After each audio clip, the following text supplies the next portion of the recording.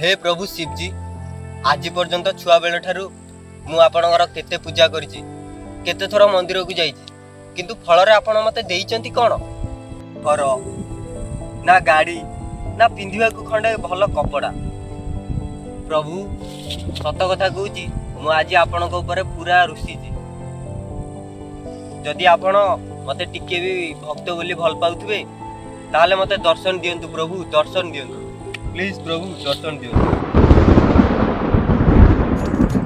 तुमरा कौन हैला बच्चा मते काहे की मन पकइलो? प्रभु केते थोर जाइछि, केते थोर पूजा करछि, किंतु आपण मते किछि देइ नांती प्रभु। मते किंतु आज निहाती दरकार प्रभु, निहाती दरकार। कौन दरकार बच्चा?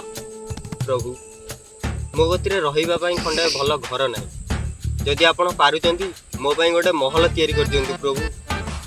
बच्चा मो पाखरे जदी महला थांता को कलेश पर्वत रे रहिता घरटे न देई परचंती, गोटे काम करंतु, मते गोटे गाड़ीटे दियंतु, मो गाड़ीटे धरि के बुली आसी सब आडे।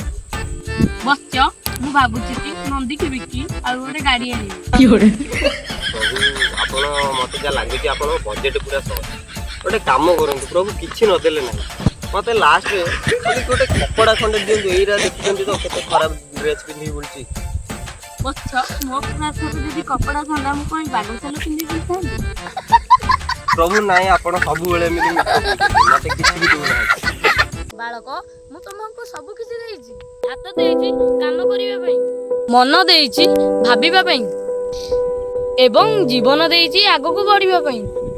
आज ठारू मु केवल मागिबिनी, मेहनत करिबी।